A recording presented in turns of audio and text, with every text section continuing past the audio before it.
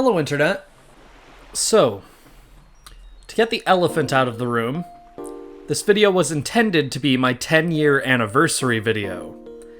Then I procrastinated, and procrastinated, and procrastinated, and now it's been closer to 11 years.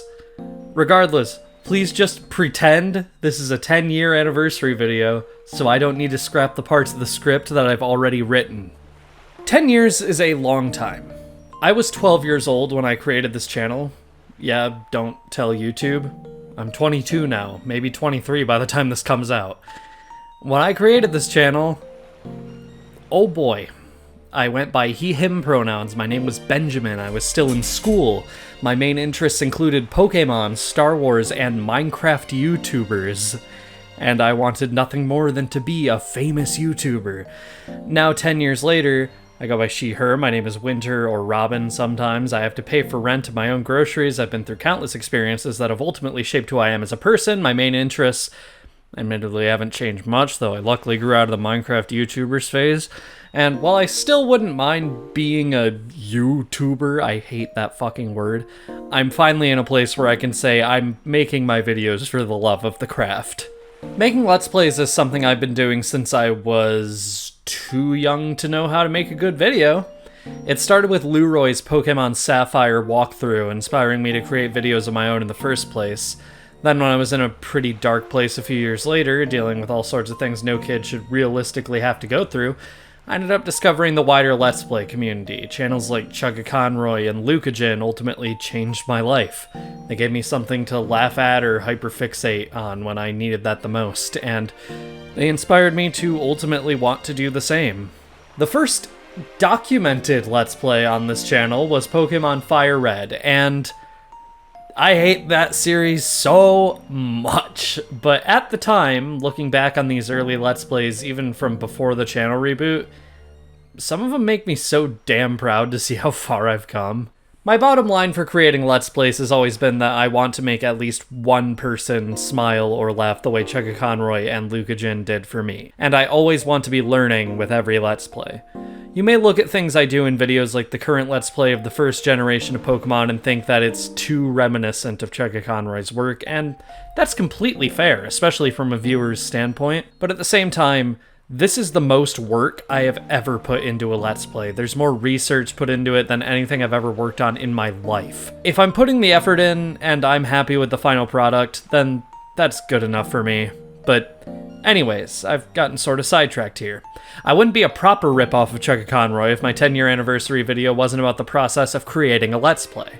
While I can't guarantee my process is the best or the most effective way, it's the way that I've learned over these 10 years. I've always wanted to make making videos seem like something approachable and easy to get started with, and my hope is that this video will serve to help that somewhat. I'd obviously like to thank Chuggaconroy for the video concept as well as the formatting, because, I mean, come on, if I'm not going to be subtle, I may as well be open about that. Without further ado, let's get started. Part 1. Choosing the game. Before you can make a Let's Play, you obviously need to know what game you're making a Let's Play about. Let's approach this from the perspective of someone completely new to making videos. You'd obviously want to start with a game that you know extremely well, that you love, that you want to show in the best possible light, right? Well, my best advice is don't. Starting off with your favorite game is kind of a double-edged sword. Yeah, you'll know the game inside and out and all that, but at the same time, this is something you want to seriously think about. If you Let's Play a game you're extremely normal about as your first Let's Play, you're going to look back on that Let's Play and just beat yourself up about how much better it could have been. Of course, my word's not law here. If you want to play your favorite game first, go for it. There's no law against making multiple Let's Plays of a single game. Trust me, I know. I just recommend starting out with a short, easy, simple game first, personally. The way I choose a specific game to make a Let's Play of is to ask myself a few questions. What games have I made videos about recently? If I played a Mario game recently, I'm going to want to wait a while to make another Mario LP, for example. This keeps the process of making videos fresh and keeps things looking nice on the channel page to boot. I know whenever I finish a Pokemon LP, for example, there's a lot of people looking forward to me jumping right into another Pokemon game. But while that may seem better from a viewer's lens, trust me, you need to keep your own mental health in check too. I can make 60 videos in a row about Pokemon Red and Blue, but to jump right into Gold and Silver immediately after that would be devastating for my mental health. Another question. What game do I really want to replay right now? You want to choose a game that you know you want to play so you can stay invested the whole way through. Trust me, I've been at a point where I just start new Let's Plays over and over while never finishing them, and that can get extremely overwhelming very fast. It's best, I feel, to play a game that you know you are ready to put a lot of time into again. The way I decided on Generation 1 was just because I binged a ton of Big Yellow, Reverend, and Plague Von Karma videos while the Chugga Conroy Pokemon Let's Play was actively premiering. Your reason for wanting to replay something doesn't need to be super deep, as long as you know it's something you want to play. Lastly, do you have a lot to say about a game? Enough that you'll be able to go on talking about it for a long time, because you're going to be talking about them for a long time. The actual last prerequisite isn't a question, but a principle. I only make videos about games after I've played them in full at least once, and never plan out a Let's Play during a first playthrough. I find that this keeps it a lot easier to play through games on my own time, and keeps it from feeling like work away from work. This also guarantees that your experiences with the game aren't influenced by the fact that you're trying to plan out videos. Obviously, if you come up with an idea for a potential Let's Play during a first playthrough, write that down, but never make that the sole reason you're playing through a game for the first time. For some games, there's more than just the game itself you're going to be playing, but what version you'll be playing. For example, for my current Let's Play of Pokemon Generation 1, I went into it knowing that I wanted to show the version differences for every version of the game, as well as Pokemon Stadium. With that, there comes the question of which version will be the main focus, red, blue, or yellow. Ultimately, my choice was to have a dual focus on blue version and yellow version, with my reason being that blue had a Pokemon I wanted to use on my team exclusive to it, and yellow has significant enough changes that it was worth showing the bulk of its new content on equal footing with red and blue. As for red version, I asked Astrid News to play through it for me. If you have friends who are willing to help with the more tedious work like that, believe me, that relieves a lot of stress. Stadium brought up another what version question though, surprisingly. This wasn't a matter of whether I should play 1.0 or 1.1 or 1.2, but a question of whether I wanted to play the original Nintendo 64 release that would allow me to play the game with my in-game team for blue version, or if I wanted to play the Nintendo Switch Online release that a lot more people have access to, and that I can record in much higher quality. This question was genuinely a lot harder than I'm making it sound here. Up until the final stages of planning, I fully intended on playing the original Nintendo 64 version. At the last minute, basically, I decided that I'd rather play the version that the most people would be able to play along with. This decision was largely made after I received several comments from people saying they were playing along with red, blue, and yellow. I figured that it'd be better for me to play the easier to obtain version of Stadium so that I could offer tips and tricks on how to beat it in a much harder way than the original Nintendo 64 version required. Other times this question of what version could come up are, for example, if a game has a remake.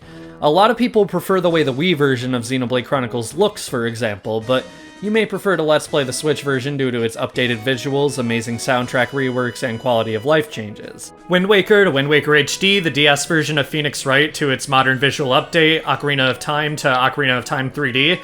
These are all comparisons you should make to decide for yourself which version of a game you think would be best for your purposes. Part 2. Why I make videos.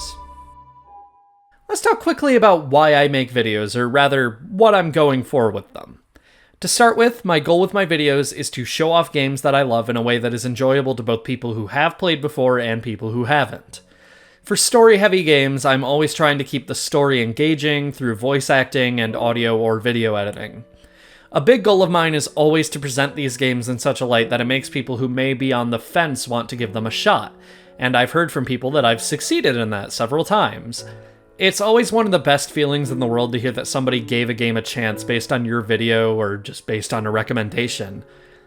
My whole deep philosophical reason for making videos, though, is, as I said, always what really drives me the most. When I had just become a teenager, I got stuck living in a pretty bad situation, to not go into too much detail. I wasn't getting the help I needed when I needed it, just generally. I was being failed by most of the adults around me, aside from my mom. And ultimately, there just wasn't much that could be done. In that time, my main escape was YouTube. At the time, Markiplier was a big deal among other names, many of which I don't dare say anymore because of the fact that most of them have been outed as awful people by this point. The ones I latched onto the most, though, were Chugga Conroy, Lucajin, The Game Grumps, and Maryland. I felt like these silly dudes on YouTube genuinely were some of the only people who could make me smile and laugh in that time. No wonder they went on to be some of my biggest inspirations. And because of that, that's ultimately what I'm looking for in my videos. If I make even one person smile or laugh, then I've done what I wanted to do. And hey, I know I've succeeded. Somebody named Ted told me as such in an email they sent to my business email address, and to be completely honest, this is still one of the things I'm the most proud of receiving in my life. This is probably what good teachers feel like when an old student sends them a card or something. Of course, you don't need a big, deep reason to make videos, as long as your reason isn't with the intention of making money, because sweetie, that's not happening in this economy. Part 3. Research and planning. Once you know what game you want to play and know you're doing it for the right reasons, it's finally time to research, everybody's favorite part. In order for these Let's Plays to have as much information as possible, it's important for me to make a big text document compiling information about the game. Now, in a world where this was something I was doing for a job, I would be preparing for each individual Let's Play far before I ever started working on it. For my purposes, though, research is constantly ongoing until the very end of a Let's Play. Going into an LP, I always have the knowledge of at least a single playthrough. When I play through a game on my own time, I don't always go for 100% completion, but sometimes I do, and that's even better. This means you're going into a project with some amount of background knowledge already there. This is the first level of stuff you should put in that research document, along with anything you don't fully understand that you want to learn about.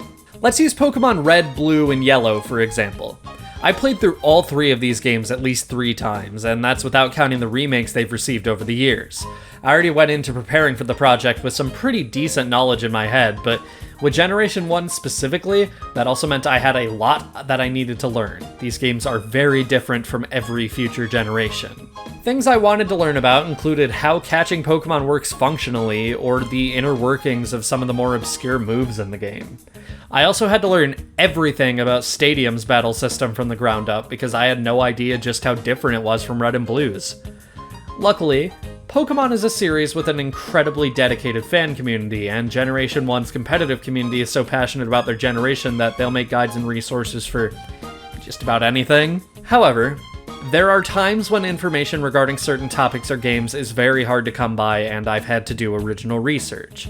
One thing that was a new issue for me is actually for the bonus video of Pokemon Generation 1, which probably isn't even out yet at this point. I needed to find a set of teams that only existed in the Japanese version of the game we call Pokemon Stadium, but that information straight up doesn't appear to exist on English fan sites, so I've sort of had to find the page for it on a Japanese Pokemon wiki and manually translate the whole thing. Luckily, most of the Let's Plays I've made so far haven't really had issues like this. Most games these days have a large enough dedicated fan following that you can find any information you need, so starting from scratch will rarely actually be necessary. It's important to note that new discoveries are still being made even about old games all the time, though. Even if you think you know everything about a game, it's worth checking what are some recent discoveries about it that you may not have known about.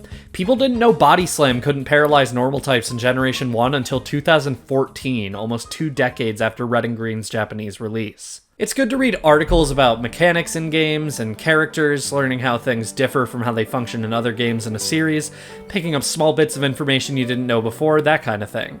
It's also good to check multiple different sources. Different sources will always be conflicting at some point or another.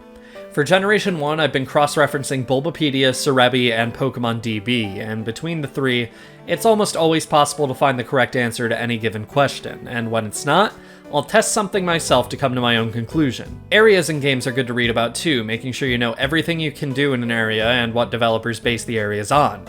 Development history is also good to brush up on. It's also good to keep in mind that no matter how much reading and research you do, some mistakes will inevitably slip through the cracks. It happens. There are so many facts you need to keep track of that ultimately it's just not possible to be entirely right all the time.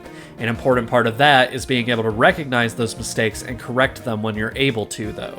On top of this, I'd recommend writing down any constructive criticism you agree with that shows up too late to be included in videos to be used in the next LP in a certain game series. For Pokemon Red, Blue, and Yellow, a lot of the constructive criticism I applied was from my old LP of Pokemon White.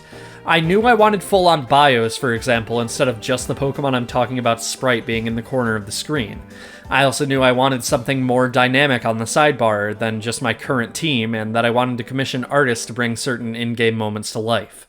I believe there is a point when it can be too late to apply constructive criticism to a series, but it's never too late to apply it in the future. For my part, I personally write down any ideas I have for presentation or additions to a Let's Play in a notebook.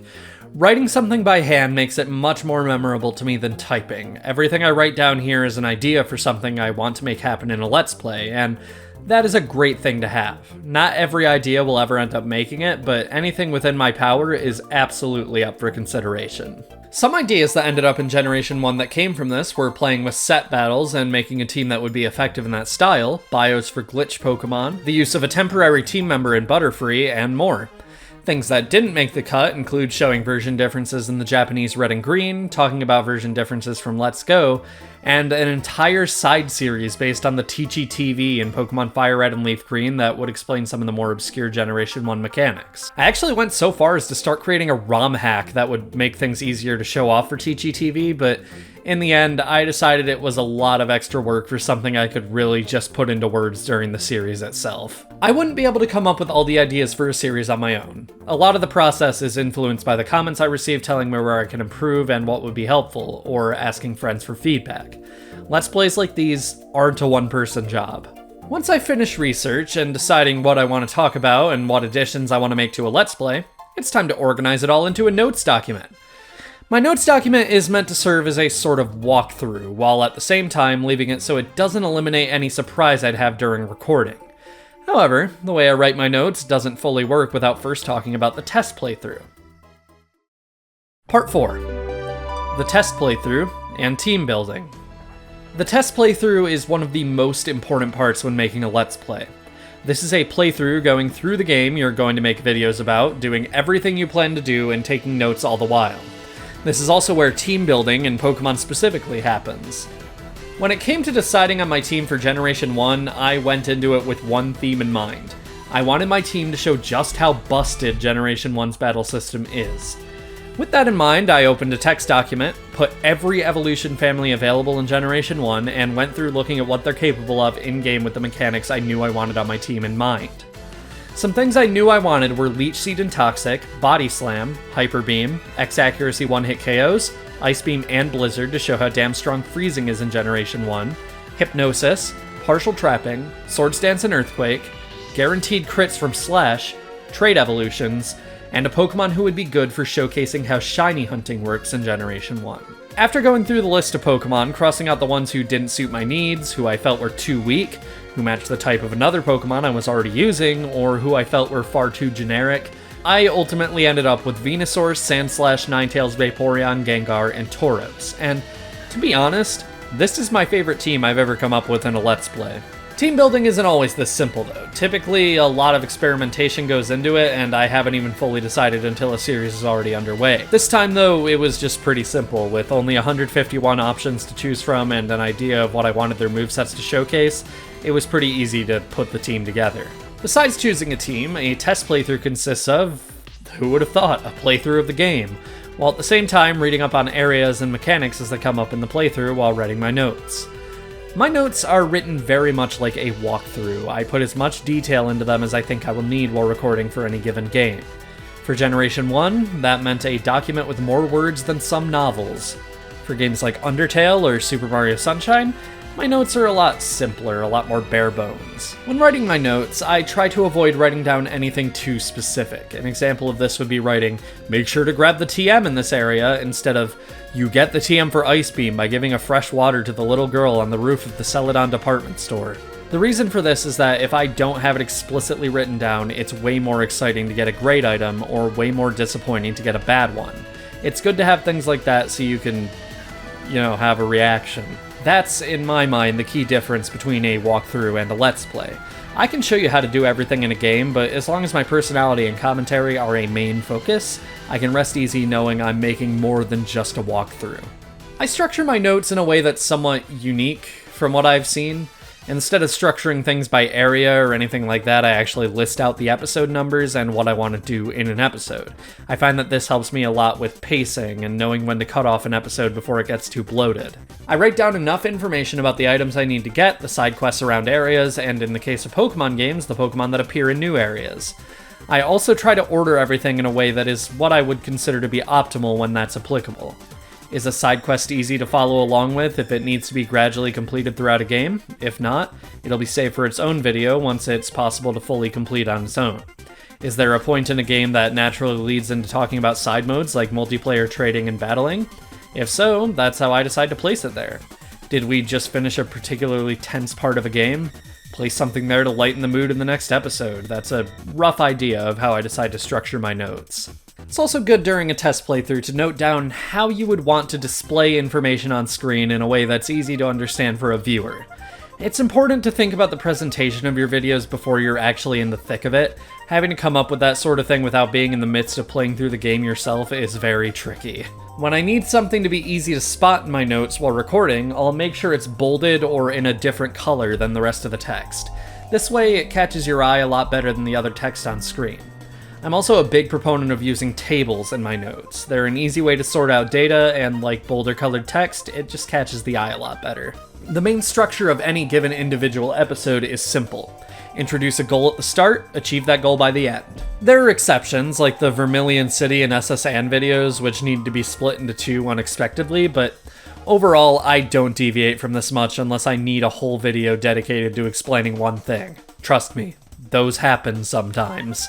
My main goal is to showcase something new in every video. If a conflict in the story is introduced, keep going until either that conflict is solved or meaningful progress is made regarding it.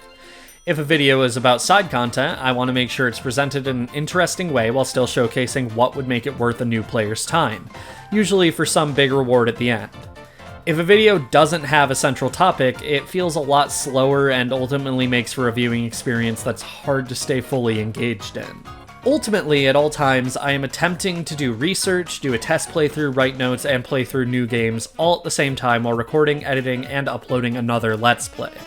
This sounds like a lot of work, and in a way, yeah, it absolutely is, but in the end, it's something I've learned to get a lot of fulfillment and enjoyment out of, and I think it's been worth it when looking at the major improvement in the quality of my videos. Once I have an idea of all the things I want to talk about, know what I want visual aids for and all that, it's time to actually work on making all those visual aids. Part 5. Graphic Design. At this point, it's time to make a design document. This is a document with information to show everything in game's visual aids will need to be designed to handle. Everything you see in a video that isn't part of an actual game has to be accounted for here. Bios, sidebars, boss fight aids, borders, the enemy graphics in Undertale, the channel icon, thumbnails, anything that functions as a visual aid needs to be designed by me. When it comes to making visual aids for a Let's Play and deciding what specific information could benefit from a visual aid, my main thought is about what information the game does not tell you outright, such as stats and moves for Pokemon or encounter rates, or information that you need to go out of your way to find in a game that isn't super obvious, such as check details for enemies in Undertale. I actually want to talk about the visual aids I created for each series I've created so far, just to give a relative idea of what exactly I was looking for when making them. To start, Xenoblade Chronicles. I didn't actually have any visual aids until Future Connected. If you didn't watch my Xenoblade Let's Play, I don't blame you, but basically, I didn't 100% the main story, but I did 100% Future Connected. As a result, I wanted to create a graphic that would let a viewer know right away whether or not the video would have any actual story progress. I think this was a good idea, and if I ever make a Let's Play of a Xenoblade game again, it's one I'd like to bring back. Until recently, I never really liked 100%ing games, and thought it was unreasonable to expect viewers to want to watch every little side quest. These days, I like 100%ing games just fine, but I still think having that graphic just so a viewer has the option to leave if they aren't interested is a simple quality of life addition. There really wasn't anything for Kirby Superstar Ultra that wasn't done completely in the editing phase, and Pokemon White is largely the same process I had for Generation 1, so I'll wait until we get there. So, moving on to Undertale. For Undertale, the main visual aid I wanted to create was sidebars that would tell you all of an enemy's check information, how to make them spareable, what their attack and defense are, that sort of thing. I wanted to do this because if I were to check every enemy during the Let's Play, that would add a decent chunk of time to each video, and it would even make some battles harder in the way that they aren't progressing if you use the check command. By having all that information displayed on the screen, it essentially killed two birds with one stone. The check data is in my videos, and I'm not making things harder on myself. The graphics themselves were largely based on graphics I had already made for an earlier Let's Play I made of Undertale, before the big channel reboot. I just sort of beautified an idea I already had back then. I tried my hardest to match the aesthetic of the game and its text boxes so it wouldn't be too jarring when they appeared on screen, and I think it paid off. It sort of gives a similar vibe to what tattling looks like in the Paper Mario series, which isn't what I was going for necessarily, but I think it worked out in that way. Kirby's Dream Land was a Let's Play I made in a single day, so on to Super Mario Sunshine. For this Let's Play, I didn't actually make any visual aids, instead opting for the series to rely solely on the in-game visuals. There's actually a reason for this too. In my old pre-reboot Let's Play of Super Mario Sunshine, I had made graphics for every single shine sprite in the game and intended to do the same for blue coins. I actually fully intended on doing something similar for my more recent Let's Play, but looking at them, not only do these graphics look awful, but the information they give is sort of worthless when you're seeing them after already seeing how to clear a mission. Instead, I opted to show everything with the gameplay, using the structuring of the videos to make collectibles easy to find instead of relying on outside graphics. This is why Blue Coin and 100 Coin missions were done as separate videos instead of being shoved into the rest of each individual world. This Let's Play really served as an example to me that more work doesn't always mean a better product. The lack of visual aids made editing very boring for me, but I think the videos were better as a result of them not being there. And now, we're on to Pokemon Generation 1, the series with by far the most visual aids. Let's start by talking about the obvious, the bios. These bios are obviously inspired by Chucky Conroy's Pokemon Let's Plays, with the specific design they're inspired by being by Stephen George. When playing a Pokemon game, it's not uncommon that when you see a new Pokemon, you're going to look it up on your phone to see what it does and how it would fit into a team. The thought behind the bios is basically to keep that information all in one place. In Generation 1, I'd argue, this is especially important. Pokemon function completely differently from how you would think, seeing them in future games. Like, Arcanine can actually do things in modern generations of Pokemon. That's unthinkable in Gen 1. My template when I started these bios was taken from a public release I made a long time ago of all sorts of free Pokemon Let's Play assets. It's still available for download if you look for it too.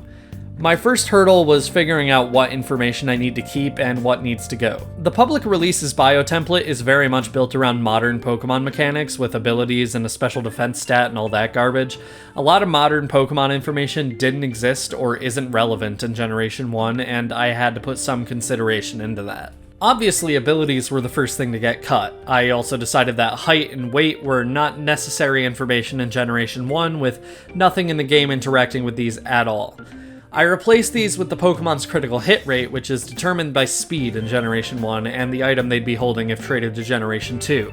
Ultimately, I felt these were significantly more useful pieces of information to have. It took me a while to decide what to replace the abilities with, but ultimately, I landed on the Notable Moves tab.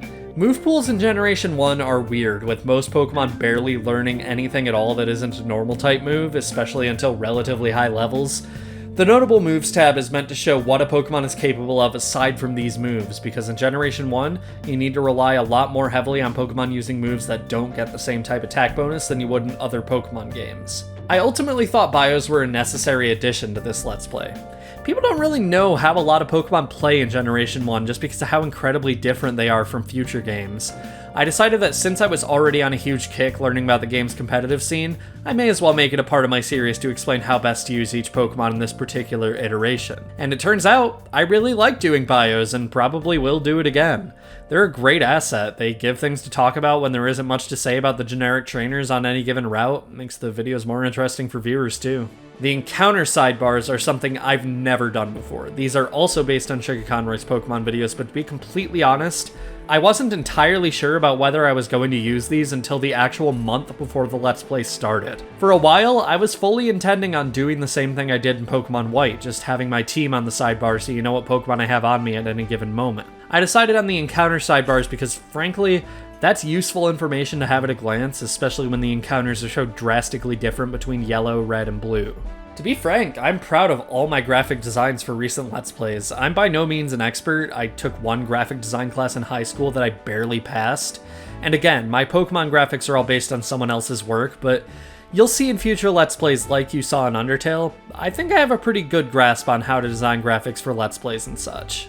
To give a more detailed look at how my graphics for Let's Plays are actually structured and created, here's an actual look at them in software.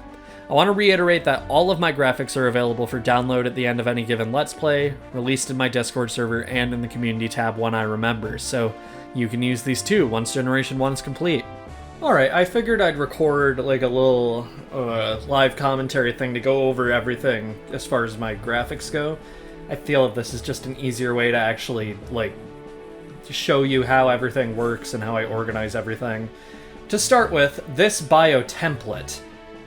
This is obviously made for newer generations, as can be seen by the fact that there's text for the form here.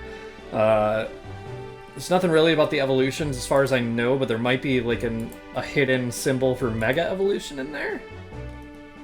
No, there's not. I thought there would be. Maybe on Evolution 1? No. Okay, well, this is less complete than I thought then, but still. Yeah, this is for newer games. Abilities, the height and weight, and egg group are all here. Special defense and special attack are separate. This is not what I use for my current bios. This is free to download, though, as I said earlier. If you can find the video where I did a public release of a bunch of Pokemon assets, you can easily find this. I just wanted to show this to give you sort of a starting point from where this started, because this is the base of the bios I currently use for Generation 1. Going into the ones that I actually use for Generation 1, we have this template. So, making bios is a bit interesting. I set it up like it's its own program within Affinity Designer, which is what I personally use to edit all my graphics and everything. Photoshop is the more common thing, and I'd probably switch to Photoshop if I was using Adobe Premiere to edit, but I'm not using Adobe Premiere to edit, and I don't think I ever will. If I switch to anything, it's going to be DaVinci Resolve, so yeah. Basically, I don't know, if you go over to a bar here, you can see the Pokemon info. This is all, like, pretty much just very basic information. The default artwork here is the modern Ken Sugimori Bulbasaur art, but if you go up here, I mean, it's called Artwork Replace over in the tab. So if you press Replace Image here, you can just replace it with whatever actual artwork you want to use, which I can demonstrate, I guess. So let's say we're making a bio for... okay, so let's say we're making a bio for Firo. You just press Replace Image, you find Firo's artwork, you put it in there, you resize it to your needs. And then I have all the types in here, so I can sort of just click. Psychic is always on because it's at the bottom, but you can click on any of these and it'll just cover it up, so it's fine. I'll usually disable the Psychic too, just so there's nothing about it like showing through on accident or anything, but all these type icons are just the defaults that come with the bio template that I made, so I don't know. They're very, very basic, and I'm not going to use them anymore in future Pokemon Let's Plays, but yeah, there's also this. This would usually be the mini sprite that you see in a menu in a Pokemon game, but those don't really say much. I used to have all the Gen 1 menu sprites in there, because I was gonna use them because I thought it was funny, but then I decided I'd rather just have their actual sprite, give you some more detail about what they actually are. Going into the evolutions, it's pretty much just the same. This connection here can be deleted if a Pokemon is a split evolution. I think in Gen 1 this was only ever used for Eevee. And with Eevee I also had to add a different evolution, so it's technically a different template, but it was just copying this and pulling it down, but whatever. Yeah, evolutions are just the same thing as the big focus of the bio, is just you edit it here, and yeah. And then these can be disabled if they don't evolve, or, you know, this just the second evolution can. Yeah, it's pretty practical. It works very well.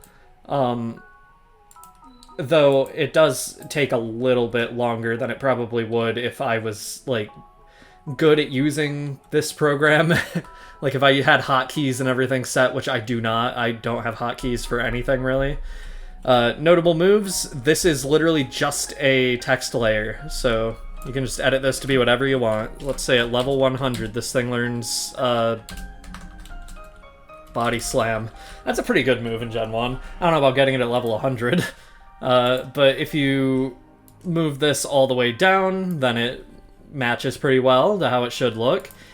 Typically, this runs a little bit longer. There are some examples where it doesn't, like Magikarp or Abra, but I'm fine having the empty space here, just because typically when a Pokemon evolves, that will expand a bit, and I'm thinking of these more from a standpoint of, like, how they flow into the next Pokemon.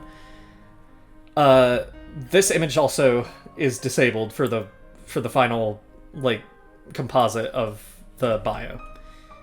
Down here, just have miscellaneous stats. Again, this is just a text layer, so you can edit it freely. For the Photoshop release of this, I don't think the text is actually a text layer, so you'd need to, like, put your own text in. But that's just because I saved it from PSD from here, because I don't have Photoshop to do that. And then the stats. These are the part that takes by far the longest of making these bios. So let's say this Fearow has an HP stat of 100. That would make Fearow a lot better.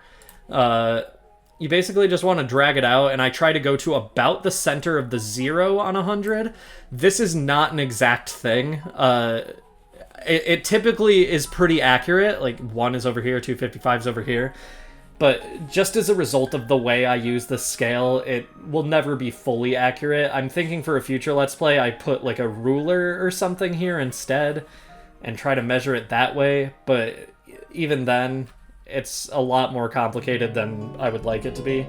I just know if a stat goes to 255, which no Pokemon in history has a stat that goes that high, it goes here. If it would be 250, then it would be here, which is the highest stat in Pokemon, just in general. So, yeah, I'm pretty fine with that. These bars used to be a lot more rounded, and you can still see that in some earlier bios where they probably looked more like this. I decided about halfway through making these bios that I hated this, so I made the bios in Pokedex order, so around probably like 46 or 47, maybe past 50, I don't know. The rectangles on the stats screen just became a lot more rectangular. They're still rounded, technically, but yeah, I don't know. That was a preference thing. I just liked how they looked more like this, but that's fine. That's not really the main point here. Here we have a look at, like, a completed bio. This bio is a little bit wrong. I put Stadium Tutor Surf here, more on this later, and I technically did go into that, but I didn't actually, like, add to this bio or anything. I will say for the bio compilation I'm working on, I'm gonna actually, like, rewrite the bios to add important information that I didn't have before and that kind of thing, but this is just sort of how it is for a completed bio. It's what it looks like. I already went through all the steps, but I actually did want to touch on legendary Pokemon bios, because these are very different. So I made sure that all of these tabs can be, like, freely moved. Like, if I wanted to move it up here and resize it, I can. And resizing them looks completely fine, because that's the kind of program this is. It's technically working with this as if it's a vector, because none of these are just, like, pixel images except for the sprite, which is moving in nearest neighbor anyway. So it looks pretty fine no matter what size it is. Let's say Articuno's information is just really tiny over there. But since you can move everything around, it gives me room to let the artists make the Pokemon be in whatever pose and whatever position they really want them to be in. Because no matter what, I can sort of make the text box work around that. You can see the art I was using for Articuno before this from Let's Go Pikachu and Eevee. Unfortunately, that art is not specific to any one legendary bird, but that's fine. I like commissioning artists anyway, so that's what I did. But yeah, it gives the artist a lot more freedom when I'm able to just move these around, like, however I need to. You can sort of see here. So the miscellaneous stats here being like this for Articuno, and I think one of the other legendary birds, they're like this too. I had to do this all manually, which was rough. This is still just one text layer, so this is all one layer, and that does not work very well. I was sort of just improvising because I didn't want to cover too much of the artwork when I was making this, so... I mean, it was basically just moving the rectangle that's normally around here, and moving it up, and then resizing it, and reformatting the text in such a way that it would actually, like, fit up here, but you can still see it's sort of imperfect, like the 16 and the C here aren't perfectly aligned, and the B and the G here aren't, and the 3 and the C are, at least, but yeah, I don't know. It's... with the legendary bios, I definitely just wanted to showcase the artwork as much as I possibly could while still getting all the information I needed to across. And I even considered removing, like, notable moves, since I talk about that in the bios themselves anyway. But ultimately, I decided it would be good to have that information on screen in case there's anything I miss or anything, so... yeah, the legendary artwork, it's... I don't know. The bios for these are always the trickiest to make because I have to find the best spot where I can really put everything while still, like, showcasing the artwork and making sure there's room to give the artist credit if, like, if I don't hang on a screen for long enough that their credit can be on screen or, you know, whatever. I do remove the screens, though. I have up here a big box so I know where to put the screen in editing. The screen will never be on screen when there is legendary Pokemon artwork, just so I'm not covering it up again. So that is the big difference with these ones.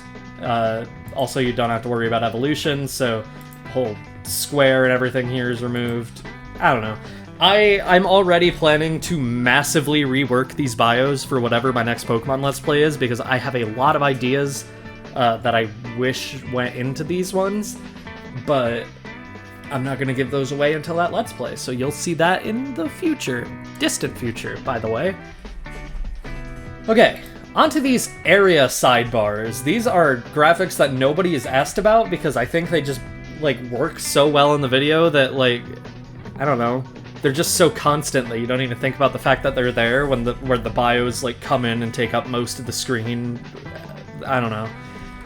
These are even more work than the bios, if you could believe it. These two are based on Stephen George's graphic designs for Chugga Conroy's Let's Plays, so I have all the different box backgrounds from Pokemon Fire Red and Leaf Green and Emerald. Most of these are from Emerald, actually.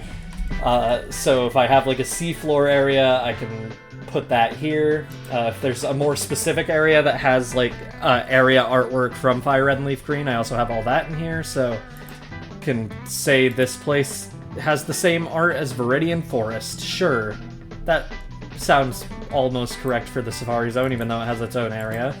But I think it's more tradition in this type of video to rename this to, not Rodna, Rhonda's Farm. That's where this is. The encounters are the part of this that actually take the most time. So I already went over the design document, really, probably. There wasn't really much of one for Pokemon Red, Blue, and Yellow because this is a pretty simple thing to put together. I basically just wanted to be able to show the percentages for all the different versions as far as Pokemon appearing go. I wanted to be able to show what rod they appear using, so this is kind of invisible because of how small they are, but you can see here I have all 3 of the in-game fishing rod sprites, so here's the Super Rod, you can do if it appears with the Super Rod, that kind of thing. My default for this, that I put for every Pokemon before I actually alter it, is, I actually don't remember, let's check. I think the default actually just is my Route 1 template, so if anything, if I'm starting a new one, I'll just load Route 1 and then edit it from there. But if I see just Rattata and Pidgey, then I know something's wrong at least. These are freely editable, all this is just text layers. I think the percentage is actually... Okay, they actually are separate text layers, so good on me for that, I guess. There's no fishing rods here because I didn't think about it until I was already making these, but the colors for the percentages are actually all one layer, so if I remove that, it's just plain white behind it. I'm kind of lukewarm on how these sidebars look. I think they work relatively well for what they need to do. I don't know, I was going for something a lot different when I first started designing these, and it just did not work out. I did not have the skill necessary to make it look decent at the time. I think I probably could go for that now, and I probably will for my next Let's Play, but next Pokemon Let's Play. That's not, my next Let's Play is not Pokemon. But yeah, this takes a while. This, if you couldn't tell, this bio, or this sidebar template went through by far the most changes during the Let's Play. Just as far as, like, my template for it, you won't notice any changes, like, in the videos themselves, but the process of making them went through some changes that ultimately just made it take longer, which is fine. It looks good in the video. I work on these over the span of several months. It's fine. These boss graphics. Again, these are all sort of derivative of each other, so you just replace this sprite, you replace the sprite of the boss you're working on, you replace the name, it's just a text layer. This is a text layer!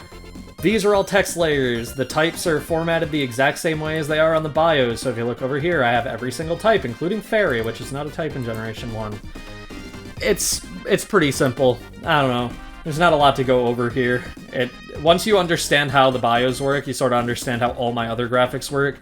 I basically just try to make as close to I can as like a little mini program within Designer as I can, just to simplify the process as much as possible.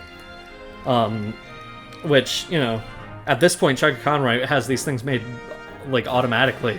He just has a program to do that now, so he's ahead of me. I did have an idea for that, but I'm in no way a programmer, and the person I was talking to about it is very busy, and I don't have the money to pay them, so I'm making them all by hand still, and I'm gonna continue to do so. Thumbnails. The design of these is odd. Up until this Let's Play, I was just making these be pretty much identical to Chugga Conroy's, but with my logo instead of his. This is still remarkably similar. These are hopefully going to be changing with the next Let's Play, if not the next, then at least a future Let's Play. But I based these ones on Pokemon Blue version's Japanese box art, with the spikes and everything. That's also what I based the thumbnail on for episode 1. And what I based the icon on. The background for it, at least. Logo here is just an SVG, which is a vector image. I do have the file to, like, recreate this still, but there's really not much to it. This is just a W in a font that I like edited heavily with, like, drop shadow and inner shadow and all that stuff, so yeah, not much to talk about here. I will say that this red and blue background here was not always just a red and blue background. I actually used to have the Pokemon Stadium menu screen here, and I just thought it looked a little too busy, so I replaced it with this. The Gym Leader Castle is also in here, I think. Yeah. I don't know what I was cooking with that, but I think maybe I was planning to, like, change it once I got to Stadium or something, but I didn't. Whatever. That's pretty much all I wanted to go over. I just wanted to give, like, a overview of all these things and how, like, what goes into making them and all that. Okay. Back to scripted me. Scripted me's better at talking. When it comes to actually putting all the bios together, this needs to start very early to get them all finished in time for when the Let's Play starts. I put these all together on my own, usually taking a few months of getting around 10 to 15 done whenever I'm able to put aside the time. In this specific instance, there were 153 of these to finish if you count missing though. It sounds like a daunting task, but once you get into the flow of things, it's not too bad. With all that out of the way, there's one thing I haven't touched on yet regarding the bios, and that is the original artwork. Part 6. Artwork. It's always been the case that when I'm making a bio for mythical or legendary Pokemon, and the starters in this case, I like to have cool artwork to go along with it. Usually I take this artwork from the trading card game. That actually is the case for the final evolutions of the starters in this Let's Play, or other official sources, the case for the unevolved starter Pokemon bios whose artwork was taken from the official Pokemon Twitter account. However, something else I wanted to do for Generation 1 is actually go out of my way to commission artists to create completely original art for this series. I am by absolutely no means an artist. I have no artistic talent whatsoever in my own opinion, and wouldn't be comfortable being responsible for creating what I'm looking for in this particular Let's Play. It's for that purpose that I actively seeked out artists who I thought would be able to do the job. The two websites I went to were Twitter and Fiverr, and before I go into any more detail, I just want to say something regarding Fiverr. The artists I worked with are both extremely talented illustrators, and I clarified with them to make sure that they did not use AI in the creation of their art, but I would still be very careful with Fiverr. Fiverr has been horrendously accepting of AI artwork being sold on their site, even openly advertising it, and even if you fully trust the artist you're working with, it turns out Fiverr takes 20% of all tips earned by people using their website. Nowhere on the website will they tell you they take any cut of the tip, and they're also unclear about how much of the original sale price goes to the artist. I wasn't fully aware of any of this until both commissions I did through Fiverr had already been delivered, but it's as a result of this that I cannot, in good conscience, recommend Fiverr to anybody looking to commission artists. Just use Twitter, Instagram, DeviantArt, Discord, literally anything else. Artists are already all too often forced to set lower prices than their art is worth just to be able to get any clients. To take any cut of that is beyond unreasonable. The artists I worked with for this Let's Play are Anthony P., Jesta Plushgal, Leandro Notado, and Shufflepop. At the time I'm writing this, not every video containing their artwork has gone up yet, so skip to the timestamp on screen if you don't want to see it all until those videos are up. When commissioning an artist, my main part in the work is drawing up a rough sketch. I draw the Pokemon in the pose and location I have in mind, then make a key to explain my awful drawings. The artist gets both of these images, and from there I like to give them full creative control to add or change anything they want from my original sketch. My thought is that I am not qualified to say what should or should not be in any given drawing. If I'm asked for feedback, I'll gladly give it. But overall, the person making the picture is going to know more about it than me, who sits on the sideline and cheers them on. Artists will typically give you updates along the way as they finish different steps. It's always really cool seeing how the creative process progresses, but I will say I think it's funniest comparing my rough sketches to the final results of these. I could not be happier with the artwork I've received from these commissions. I feel they truly bring the moments in these videos where they appear to life and are something I've been excited to have made public since the start of the Let's Play. I will definitely be doing this more often for future Let's Plays. My wallet be damned. So at this point, we finished a test playthrough, we have a full set of notes, we have our visual assets and artwork created and organized, so it's finally time. But gee, this sure sounds like a lot of... Hoopla! Sure sounds like a lot of... Hoopla! Sounds like a... Hoopla! Hoopla! Sounds like a lot of hoopla to make over a little Let's Play, right? Haha! Wrong! Part 7. Recording. It's time to decide on our recording equipment. When it comes to specific equipment for making videos, there's a lot to go over that I'm not really qualified to discuss, and there are plenty of other videos already going over it. If you do want to know what specific equipment I use, by the time this video goes up, I've started using an XLR microphone running through an audio interface, the Audio-Technica AT2020 and PreSonus AudioBox 96, but you won't be hearing the difference until a future Let's Play because this video and the entirety of the next LP were recorded on my old Blue Yeti Nano. I use an EVGA XR1 Lite capture card to record gameplay from consoles since my Elgato HD60 broke, a loopy new Nintendo 3DS XL capture unit to record footage for just about any portable Nintendo handheld system thanks to the power of homebrew, other than the Game Boy, and I use OBS to record pretty much everything, with my game audio and commentary recording to separate tracks so that I can edit them separately later on. For more detail on that, you'll want to look elsewhere. You should not start with things as expensive as an Elgato capture card of a Capture 3DS in all likelihood.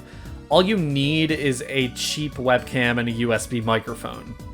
For Generation 1, this was a bit more complicated. I opted not to play the 3DS Virtual Console release due to it having this horrible dark filter over it and the fact that it uses the default black and white colors instead of the Super Game Boy coloration it was designed around. I could have played using the Super Game Boy itself and an SNES, but the part of my family who owns the SNES I grew up with isn't really something I want any contact with anymore. The same goes for using the original Nintendo 64 release of Pokemon Stadium with a transfer pack. This is why ultimately I decided emulation was the best choice for this particular Let's Play, using the Super Game Boy colors and with my speed up button limited to 3 times to mirror the way the speed up functions on the Nintendo 64. That's all for hardware and software, so it's on to the actual videos. The most important thing here is that you only record when you want to. If you're not in the mood to record, you should not force yourself. It will negatively impact the quality of the final product in a way that is seriously noticeable. When I do feel like recording, I record a good chunk of videos all in one session. I can usually record anywhere from 2 to 6 videos in a single session, depending on the game. My usual plan is just to record until my voice can't take it anymore. The fact that this isn't always healthy aside, this ensures that I get enough recording done to have a sizable amount of videos and things to edit between videos, so I never really get bored between videos. That's a redundant sentence, huh? And it ensures that I'm, for the most part, able to maintain relatively consistent uploads, outside forces notwithstanding. To reiterate, forcing it is a bad idea. I try to have enough recorded in advance to keep videos relatively consistent, but again, the keyword here is try. If I'm not in the mood to record a video, or I try to record a video several times and things keep coming up, or I'm not happy with the quality of something I recorded, I feel it's better to delay a video by a few days to months than try to meet a quota that doesn't exist. Whenever there is a break in uploads, I have a reason for it. To avoid burning yourself out on making videos, it's important to maintain hobbies outside of just making videos or even just playing video games. This is admittedly something I struggle with pretty heavily as I run a different YouTube channel alongside this one, and with both of them combined, it's hard to say I'm never not working on something, but this is something I've been actively improving on. I've picked up an interest in musical theater recently, for example, and am making efforts to improve my ability to sing. I also feel that if I don't have the energy to record, sometimes if I take a walk around the block, maybe to the store or something, I'll come back with enough energy to get something done. Any sort of exercise or workout is helpful for this purpose. I currently have trouble with my leg that sometimes makes leaving my apartment a pain in the ass, but if I don't feel like leaving, I still have time to at least do some basic stretches in my bedroom. When you're in the mood to record, you have the energy for it, and you feel you have the brain power to make everything work, we're finally ready to hit the record button. First things first, make a test recording. Every time. So a lot of this video is felt rephrased from Chugga Conroy's old video, and that's fine. I still feel I've added my own thoughts enough to justify this video existing, but that is the one sentence I will straight up lift word for word. Regardless of how familiar you are with your setup, mistakes happen. Windows updates change small things about how your computer functions all the time. Cords can come loose from microphones or other recording equipment. If OBS doesn't detect a microphone being plugged in, sometimes it will just automatically switch to your computer's built-in microphone or a webcam microphone if you have one.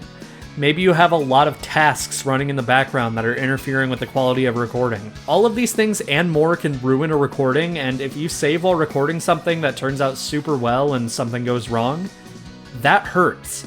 Especially when it's something you could have caught and didn't because you didn't make a test recording. Losing a recording you really loved because you didn't make a test recording can tank your motivation for days, weeks, or even months. I'm speaking from experience here. Please, just always make a test recording, okay? It will save you so much trouble. Making a test recording takes 30 seconds of your time to open some menus in a game, make sure the audio is synced, say something into your microphone to confirm it's working, then hitting the stop recording button and listening back to make sure everything is okay. Alright, on to the real deal. If you record commentary separately, you should start the audio recording first, then clap the second you start the gameplay recording. This is a simple, fun way to make it easy to sync up both things once you go to edit. If you record your commentary and gameplay at the same time through something like OBS, just on separate tracks, it's still worth doing a simple count sync to make sure everything is in order when it's time to edit. Open a menu, cycle between the options while saying 1 and 2 back and forth, then saying the name of the menu option you ultimately select at the exact moment you select it. I find that often I need to adjust my commentary track by just a few milliseconds, or things in the gameplay end up being spoiled by my commentary because I just reacted fast enough while recording. It's always worth having that little bit of reassurance that you can sync things up properly. During a recording, obviously, I have my notes open to tell me what I need to accomplish in a video, but there's certain things that I'm not going to be able to go over on the fly as easily, and I'm not always guaranteed to hit every point exactly as it's written in my notes when I'm largely just skimming as I play as well. The bios in the series are actually a great example of this. Only a very small portion of these are actually recorded live as I'm recording, and every single one is still scripted regardless of whether or not it's live. The way I actually go about doing the bios in Generation 1 is by recording them before I start recording the video they'll appear in, editing them together in the order that they appear in any given area, writing down the amount of time that those clips go on down to the millisecond, and setting a stopwatch during the recording when it comes time for the bios to appear. I keep the stopwatch running until the exact time the bios end, and in that time, I don't say anything. This way I can just insert my pre-recorded bios into the area with silence later on, and things will flow pretty naturally as a result. Sometimes it's unavoidable that I'll have a reaction, and in that case, I'll show it when the bios are finished. Before rebooting my channel, I used to do all my bios live while recording. This was a bad idea for multiple reasons.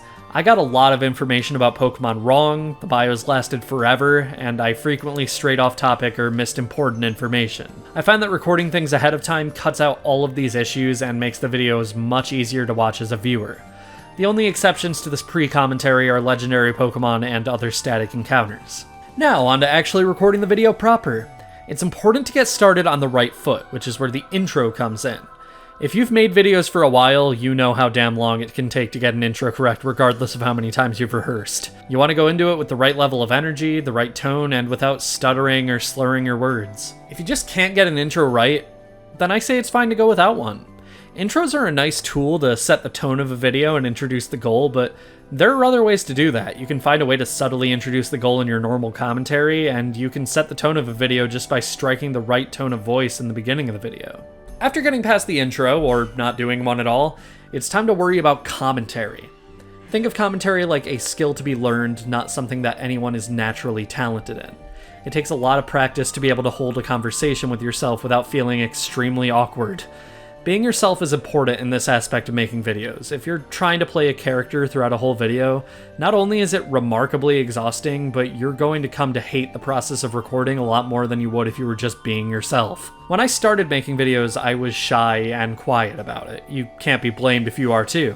It's especially hard to learn to grow out of this when you're still living with parents. Hell, I still find it awkward sometimes when living with roommates, but I find that aside from projecting, trying to make sure my voice is clear and easy to understand, commentary really is largely just saying out loud the thoughts that would normally come to your head about any given thing. With time and practice, it becomes a lot less awkward to talk aloud to yourself. There's a clear fear that can come with this. It's only natural to be afraid of getting hated on the internet for something out of your control like your voice or your personality, but as long as you're not, being a dick, there's no reason to worry about that. Even if you do get those comments, you don't need to pay them any heed, and if they do bother you, it's very easy to hide users from your comment section on YouTube. When it comes to what to talk about, as I said, it's just talking about whatever comes to your mind, whatever your thoughts are regarding them. If you think something's good, say so. If you think something's bad, say so. You picked a game you're clearly passionate about if you followed along up to this point, so it shouldn't be hard to come up with enough to say. Obviously, there are bad parts of every game, and I think it should be okay to talk about them. Let's Play isn't just an excuse to praise everything about a game without acknowledging any of the bad. I do, however, try to make an active effort to never dwell on negativity in my commentary. There's a fine line between being justifiably annoyed with a part of a game and being extremely annoying with negativity. There's a reason I have so many Star Wars and Pokemon-focused YouTube channels hidden from my recommended on YouTube. Excessive negativity is extremely annoying, and I'm so sick of seeing and hearing it. Spreading more of it myself would just be hypocritical. Your thoughts, your opinions, your explanations, your jokes, these are what separate a Let's Play from a walkthrough. Your personality is supposed to be a part of your videos. This is what keeps you enjoying making them and what will eventually make people stay invested in wanting to watch them. One way to help with the issue of struggling to hold a conversation with yourself is just talking to yourself around the house. Maybe nobody's home if you're nervous about that kind of thing. I still, to this day, do this all the time. I talk to myself when I'm cooking, when I'm cleaning, when I'm at my job.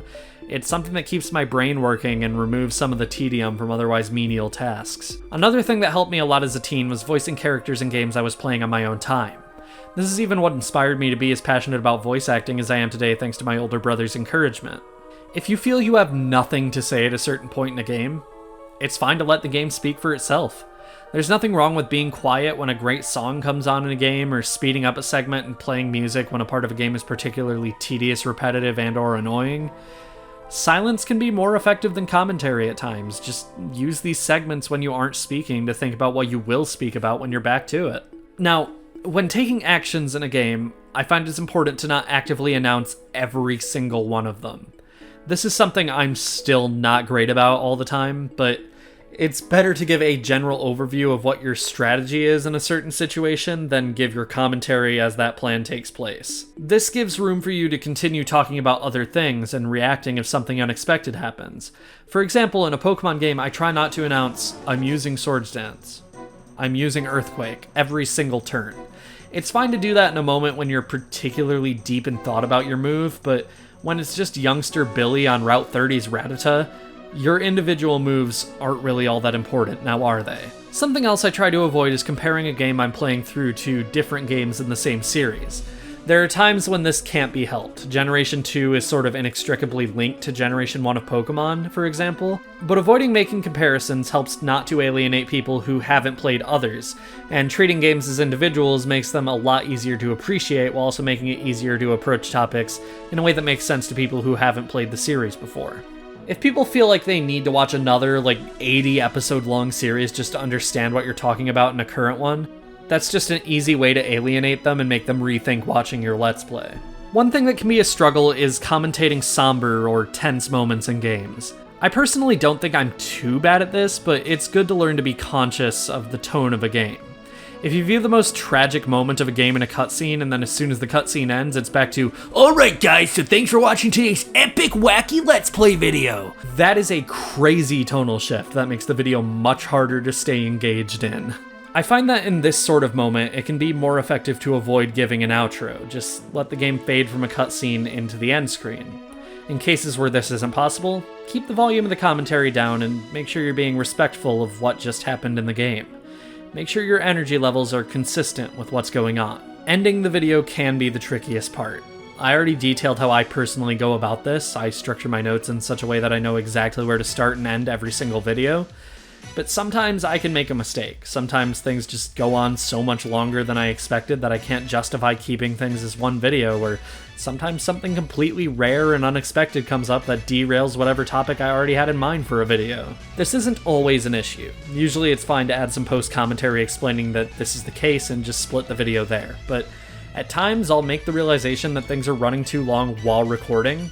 In this case, I actively go through, skim my notes to see how much more I need to get done, and go through and restructure my notes to make sure nothing else will get thrown off too hard if I end a video early. This ensures that the flow of the series isn't disturbed in the case of an unlucky accident like this. I try not to put too much stock into the length of a video. There's especially no minimum video length. There is a time when things can get too long, but if a goal I had in mind only takes 8 minutes to accomplish, that's completely fine. I find that trying to force videos to reach a certain length only results in things feeling incredibly disjointed, and I prefer to just have my goal for a video and reach it by the end. First episodes are typically the main exception. First episodes should get through the mountain of tutorials and end on a story hook. This will sometimes result in them being extremely long, but it's a good way to make sure it sets a precedent for exactly what the videos in your Let's Play are going to be like, and gets through explaining the core of the game you're playing as well. With all that done, we have a finished recording. Assuming you like what you recorded and don't want to redo it, and nothing went wrong in your recording, you can finally save your game and get ready to move on to editing. Part 8. Editing. Editing is my favorite part of making these videos, but at the same time, I am in no way qualified to give you any major advice to the point that this would turn into an editing tutorial. Everybody edits in their own way, and there is absolutely no right way to do things. Things vary depending on software, hardware, what format you save your files in, and so many other things that you're better off looking up actual dedicated editing tutorials. I personally recommend the old Premiere Pro tutorial Barry Kramer made when he still worked for Game Grumps to anybody though.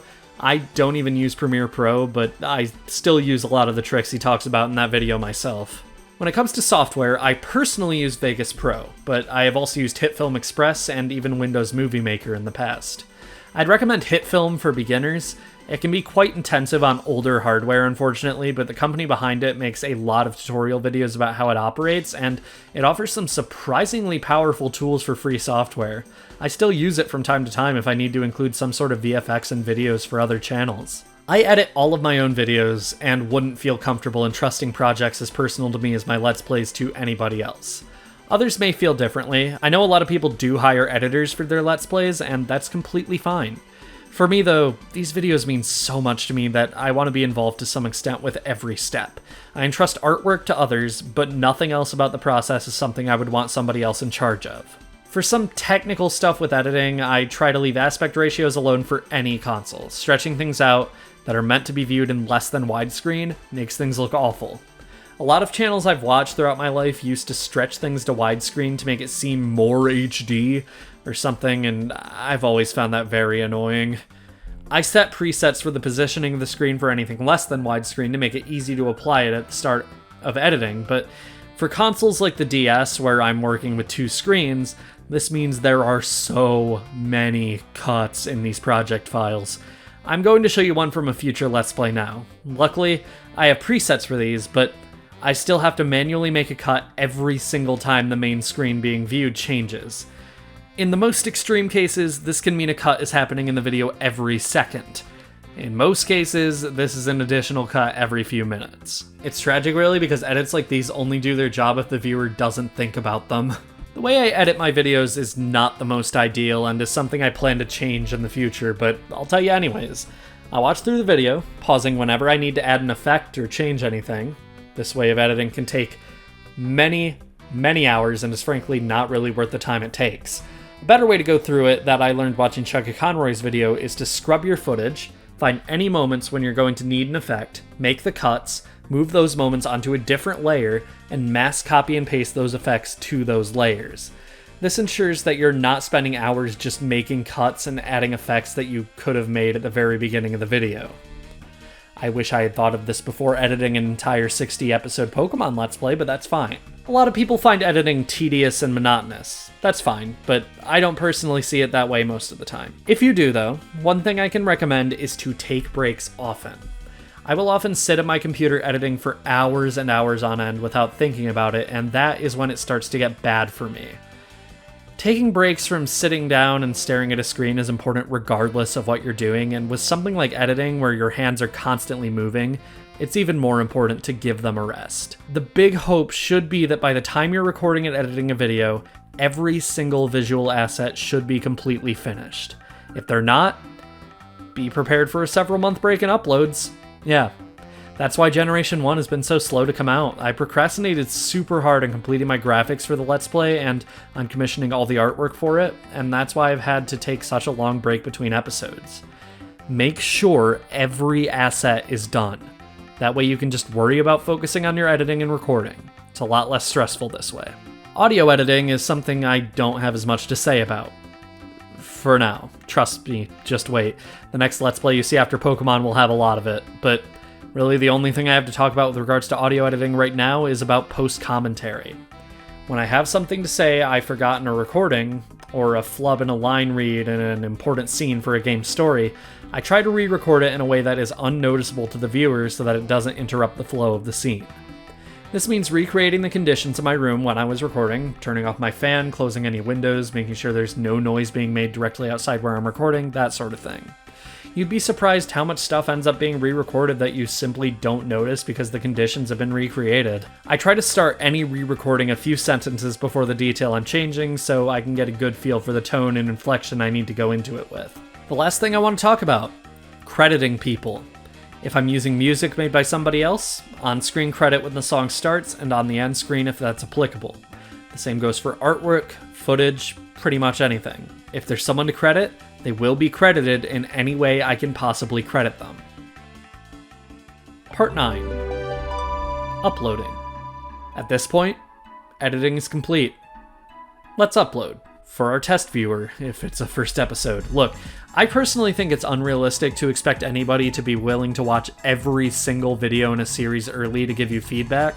I personally find that having somebody watch just episode 1 early, though, along with bonus videos or any videos covering just one specific topic, is a great way to make sure you're on the right track as far as your editing, graphics, and information go. Other people who've played the game you're playing or make videos will often catch things that you don't, and that is something extremely valuable to have. This is the end of the process of making a video, though.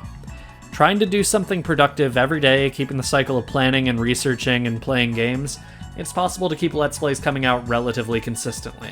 When uploading the video for people to see, I try to prepare enough videos ahead of time that I have a decent buffer so things can keep coming out consistently, but not so far ahead that I'm unable to put feedback into videos. I'll admit with Generation 1 this didn't ultimately work out the whole way through, as I have the entire Let's Play edited and ready to upload aside from things I'm still working on for graphics or waiting on artwork or guest lines for certain moments, but generally that is the rule of thumb. Once a video is uploaded, I always try to keep up with keeping end screens and playlists up to date. YouTube has tools to make end screens interactive, and it's always worthwhile to use those to your advantage. And that's about it.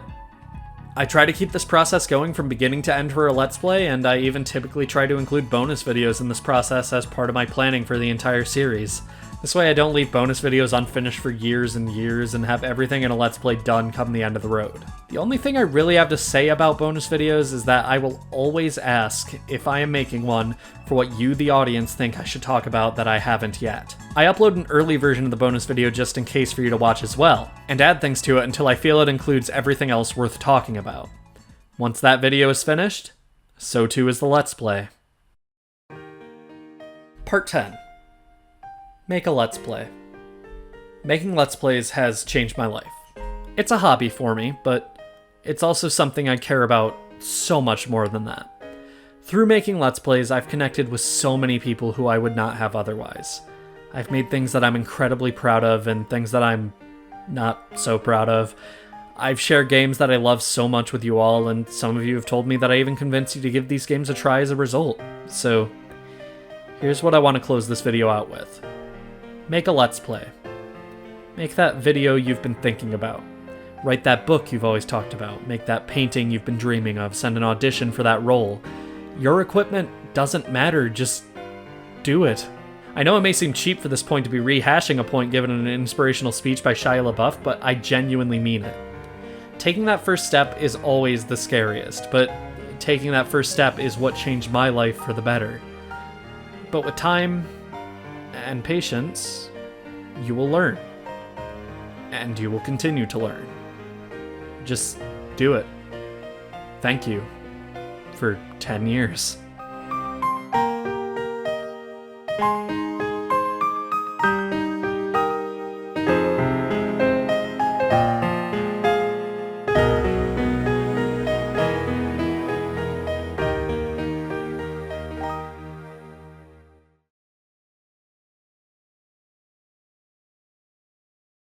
It's a tie. They're both great characters. Pyra may be my favorite because I find some of her struggles more relatable, but both are incredibly well-written characters that improve the game by being there. Nia is better than both, though.